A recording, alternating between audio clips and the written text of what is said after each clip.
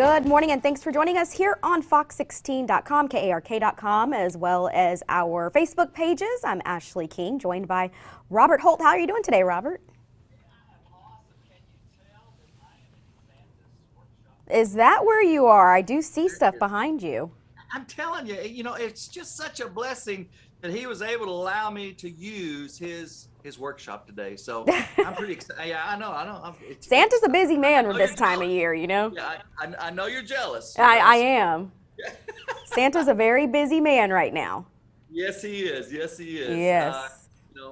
And I also wanted to share it. Last night, I had the opportunity to have dinner with three of my greatest friends since the sixth grade. We've Wow. been doing this every year for almost 30 years now, coming together That's and having amazing. dinner. Yeah, right. Isn't that cool? Yeah, that is really cool. So, Yeah. so how many years have you all been friends? Well, let's see, sixth grade. I didn't know if you wanted to say or not. That's okay. About 47 years or something like that. Okay, okay. Not bad. Cool. Yeah. All right. I'm- So, what were you gonna say? I said I'm old. Well, you know, something like that, right? All right. So, speaking of the holiday season, this is the time a lot of people are thinking about giving and just thinking about the less fortunate and stuff like that. So, today our topic is, as you can see there, declaring victory over homelessness. Yes, yes, yes. And we got an awesome guest today. I'm so excited to have her here on our show. And which, by the way, hey, the yellow looks good on you. Thanks. It's like a weird green color. I don't know what it is. Yeah, it looks good on you. Thanks. Appreciate it. All right. So, I'm going to have you introduce our guests. Okay. Well, I am happy, excited to have with us with Ashlei and I today, Gayla Talent with Street Ministries. And Gayla, she hates it when I say things like she's an expert, because actually she is more than an expert. She is driven and accepted the challenge that God has given her to really reach our community for the homeless. And a lot of people turn to her when there's needs. So, all right. Well, Gayla Talent is who's here with us. Here we go. Welcome to the show. Thank you so much for joining us. Thank you. Thank you. It's a pleasure to be here. Thank you for having me. All right. So let's, first of all, you're with Street Ministry. So just kind of tell everybody what Street Ministry is. Okay. We are a 501c3 nonprofit, and we supply basic need items to the homeless camps. We go directly into the camps, and we try to resolve problems. We help with IDs. Try to funnel someone who needs mental health or professional counseling. We send those to professional case managers. We do whatever we can do to make their life easier. And the number one thing we do is we share our faith with them, because we believe that if they have a relationship with our Heavenly Father, then they can work out their problems a lot easier. Yeah, definitely. On their own. Definitely. So why did you start this organization? There was just a huge need. And during Katrina, my husband and son went to work in Louisiana, and they were much more involved than I ever was. But God just kept laying it on my heart. And here we are today. Since 2003, we have served this ministry. Oh, wow, that's amazing. All right, so we do want to remind everyone, if you will have any questions on Facebook, you can go ahead and leave those questions, and we'll try to get to some of those in just a little bit. But I guess, Robert, you want to take over the first question? Recently, Gayla, unfortunately, we lost one of our homeless to a murder. And, a lot of people don't hear about those types of things. And so if you would, what happens in your homeless camps when this type of thing, when that word starts spreading? What begins to happen with a lot of those individuals in those homeless camps? If you just kind of share a little bit about that. Right. Well, the first thing that happens is usually our phone rings, and we have friends in a lot of different camps, and They tell us when something happens, and I think on the last one that you spoke about, we received a call about 3 a.m. and the campers knew exactly who it was that had been killed, but of course the police did not identify until a couple of weeks later. But it brings a lot of apprehension. We have campers who are scared.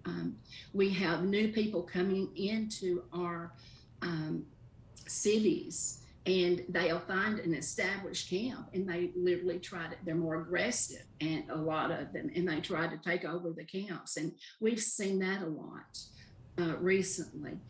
What used to be a very safe environment, what I thought was a safe environment into the camps, has become much more dangerous recently. I think secondary to new faces, people we do not know, criminal activity, mental illness, that's a huge danger.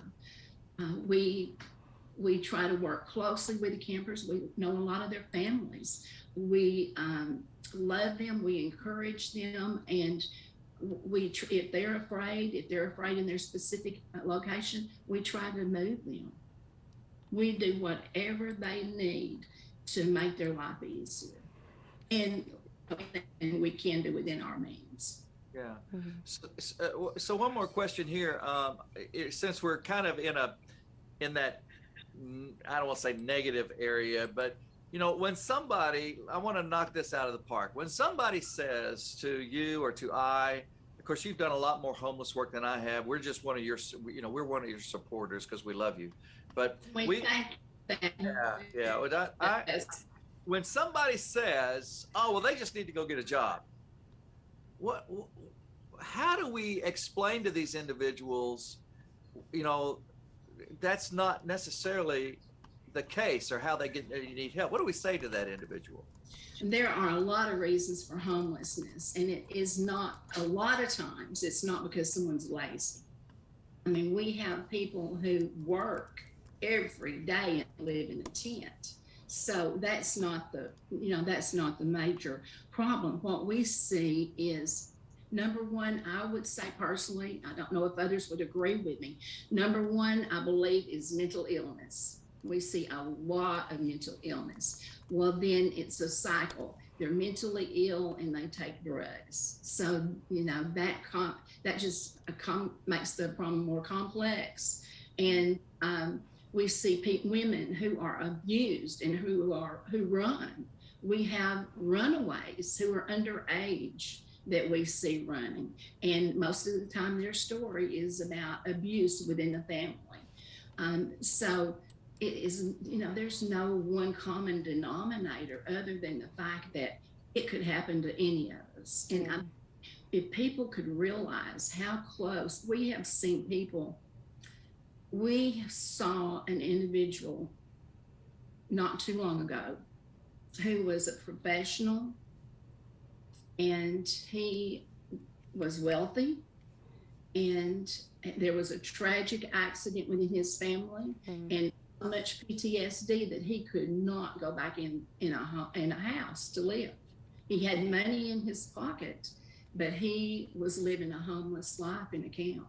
And there are so many problems that me and you would not even think about could happen to people. Of course, there's always addiction added to that. So and people losing their jobs. We've had women and children and men living in cars in 5 different counties. We're serving 5 counties now. Pulaski is our largest county that we serve. But people are living in their cars because they cannot afford a hotel room. Wow. It's just a cycle. And when you are that low and you're that down and you don't have money to buy your kids a hamburger, and you're in your car, it's hard to come out of that. Yeah, definitely. I know. I literally just heard an interview yesterday with the CEO of the food bank, and she was saying how you don't realize it, but you may just be one step away from needing food yourself, or needing that extra help yourself. Exactly. One minor thing can happen in your life that could just become a big thing and change your whole life. A car accident causing a back problem, and Yeah. he loses his job, and the bills have to be paid, the rent has to be paid, and there are very few landlords who are able to, they're not financially able to uh, keep letting people live there without some type of income because they have their bills. So, you can see all different scenarios, what causes homelessness. And Yeah. what most people would be surprised about are the number of children Mm. who are in the camps. That was something that shocked me. I noticed that most campers, they will hide their children. And finally, after so many years working the streets, I think we have a reputation that we're not going to ever turn someone in for being poor and not being able to, when they're living in a camp, if they're just poor, and they would never be turned into to DHS, and people don't realize that, so they hide their children. Wow. Being poor is not a crime. Yeah. What about, you mentioned people living in the camps, but what about the shelters? Are there enough shelters, or is there access to shelters, or how does that work? Well, Reverend Holloway would probably be the better one to speak on that. Um, we need more family rooms in shelters. We every day we're calling around. We call Family Promise. We call Jericho Way to help us. Mandy Davis at Jericho Way, she has just been someone I have leaned on for many years to help families get into shelters. We have Dorcas House. If there's domestic violence, I usually get in touch with Kelly at Dorcas House. So we do have places that people can go, but there are just not enough beds. There are just not enough case managers. We need more case managers. We need people who would be willing to be mentors to help the homeless. They would, if they could just have a mentor to guide them, maybe provide transportation, help them receive their ID, take them for a job interview, make sure they have had a shower, make sure they have clean clothes for that job interview. Simple things like that could really help our homeless. Can you explain? You just said something there when Ashlei asked you. You mentioned family rooms. What does a family room look like as far as from a person in the community? What would you say a family room would look like there?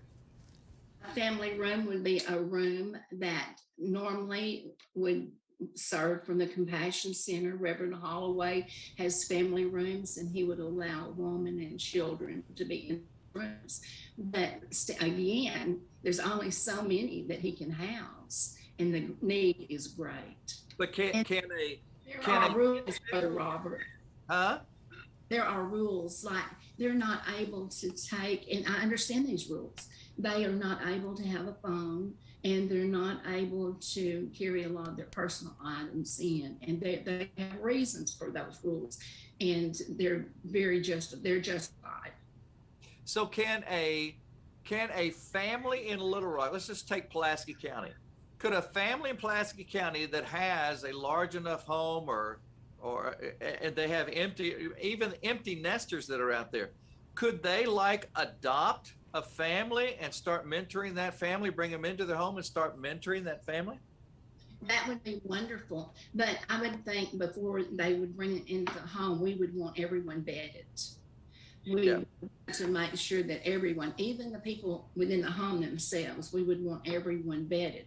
But even if they could become friends with a family living in a camp, that would help tremendously, where they did not have to bring the people into their own home. Because I think people, because of COVID, they are reluctant to do that. Prior to COVID, we have 17 families that had opened their doors to women and children. Mm-hmm. That was unheard of in the past. We went to different church groups and we asked for help. 17 families opened their door. But after COVID hit us, that changed. People were uncomfortable with children going to school and bringing in the germs into their homes, and it just changed after COVID. How? We COVID as an excuse for everything, but seriously, that changed. Yeah.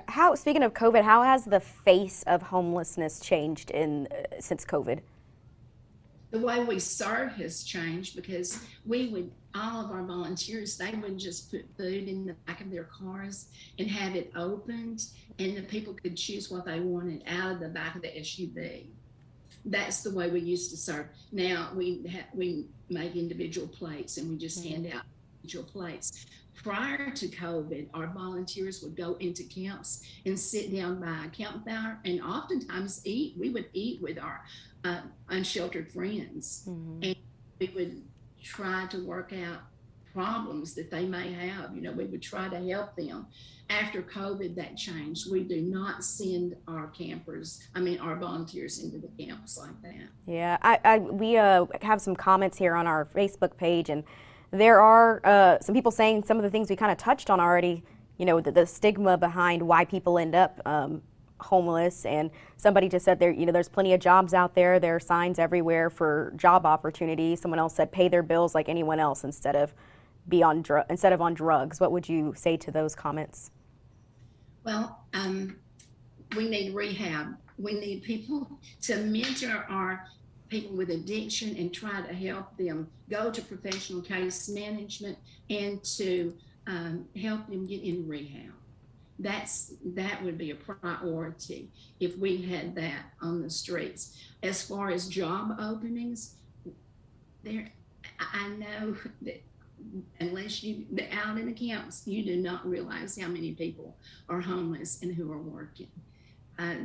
We have a lot of people working, but it's very difficult when you are dirty and you have no way to shower and you go in for a job interview. That's very difficult. Pilot gas station will allow you to shower, but you know what it costs you? $12. $12 to get a shower at Pilot. What about even if you're filling out a job application? What do you put down for your address or your phone number? Right, you have no physical address, so you have to talk to one of the pastors, local pastors. I know Brother Paul at Canvas allows people to use their address. Mandy at Jericho Way, people use their address, but if you Google those addresses, then the employer is going to know immediately that this is a homeless person. And our homeless people who go for employment, who go for an interview, they're honest and they tell the employer they're homeless.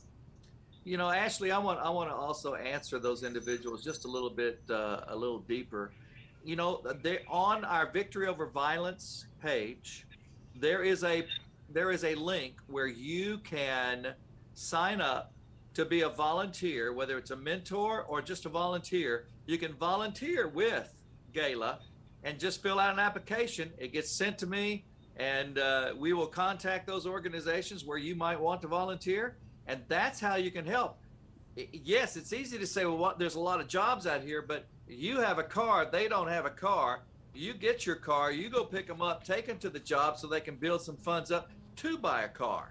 And so that's what we need. We need volunteers to help people like Gayla and some of these ministries that are out here. And they need birth certificates, they need social security numbers. Yes. It's hard to keep those things dry. And a lot of times the tents are, the campers are being robbed. Let's just be honest. They're being robbed on a daily basis, and they cannot keep their personal items. We see that every day that we're in the street. How many children do you think there are in the Pulaski County camps? Oh, Brother Robert, I couldn't give you a positive number on that. I can tell you that Dana Davis, she has given us numbers before with the Department of Education, and Dana's retired now. But we were shocked when we saw the number of homeless students. Hopefully, I can give you those numbers later, but we would have to talk to the Department of Education to get it. Yeah, I've done a story with the North Little Rock School District, and they told me the numbers, and I couldn't believe it. This was before COVID. So I'm not sure what the numbers are now, but it was, I was shocked to know that many, children are homeless. They don't have anywhere to go when they, leave school. Yeah, and that's the McKinney-Vento Act that the schools have, and they have a McKinney-Vento sponsor in each of the schools that know about the homeless. And again, that's where the individuals that and I appreciate everybody making comments on our Facebook page, but once you make a comment, understand this, that me personally, I'm going to come to you and say, okay, then help us do something. Help us do something about this. And so maybe you could sign up with the McKinney-Vento people in your school to find out how you can help those children that are there that are homeless in the schools. Yeah. Is there anything, Gayla, you need from the community that could help, what your mission is? Well, probably the most requested item that we have would be food. And I know that surprises most people, but in Central Arkansas, the most requested item in the rural camps would be food. I think within the cities, there are a lot of resources. People can go for food, but the rural camps do not have that. So it would need to be non-perishable items. We also always need sleeping bags in the winter, 30 degrees and below, sleeping bags. We need tents. And the tents that we need, they need to be waterproof, because if we buy a cheap tent and put it out and it rains, then everything's wet again. So those would probably be the most requested items. What about plastic? Hygiene? Tarps. Yeah. Tarps and ropes, solar lighting. We supply a lot of things to the campers like that if they request it. In fact, we have in the past been able to supply some of the Mr. Heaters that use propane, and those are expensive, so they're like $60 a piece. And we have, especially if there are young children, we try to make sure that they always have a heater in their camp. Remember, Gayla, I told you that when we come on the show that it goes by real quick. It does. And 30 minutes we got like 4 minutes left. And I wish we could cover just about everything, but how do people get a hold of you? How do they get a hold of you? And I'm not ending this because I know Ashlei might have another. Do you have another? I'm sorry, Ashlei. Do you have another question? No, you're good. You're good. Yeah. How do people get a hold of you? If they want to help you, what's the best way to do that? Okay, they can call. They can email us. Probably would be the best. gtalent@ymail.com. Say that again. I'm sorry. Say that again. gtalent, TALLENT @ymail.com. Okay. All right. And they can also get a hold of me through the Victory Over Violence. Just send a note out on the Victory Over Violence contact, and it'll come to me, and I can put you in contact with Gayla as well. So, you got anything last that you'd like to share, Ashlei? You got anything else you just want people to know, Gayla, about homelessness? Well, I just want people to realize that these people are no different than me, and they're no different than you are. And we try to always provide services with respect and love.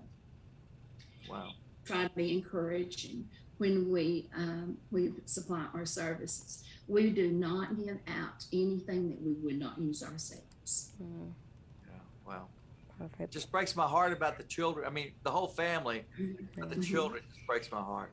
Yeah, it's definitely it's eye-opening. If you see a child out there, that's a totally different situation. But I mean, the adults. We have children in motel rooms. Yeah. I mean, we have children surfing couches. We have children everywhere, and when you see the numbers, as Ashlei said, you will be shocked at the number. Yeah, definitely. All right. Well, thank you so much for joining us. Yes. Thank you for having us. Yeah. And Gayla, hang out just a minute after the show. Okay. All right. Well, Robert, anything? I know we've got some stuff going on this weekend you want to talk about?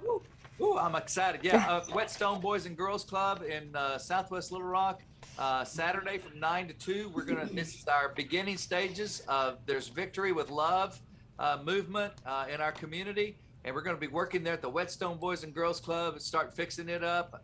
And then our next project will be over at Wakefield Elementary and on and on and on. And so we're really excited about working with everyone there in the community in Wakefield and with Victory Over Violence and Boys and Girls Clubs. So. And people can come out and volunteer if you have some free time on Saturday. Come out and volunteer and help make the community better, because it's gonna take everybody together to do this. Yeah, Ash, I believe you're going to be out there. I'll be out there. Yep. There'll be several of us out there, so please come out.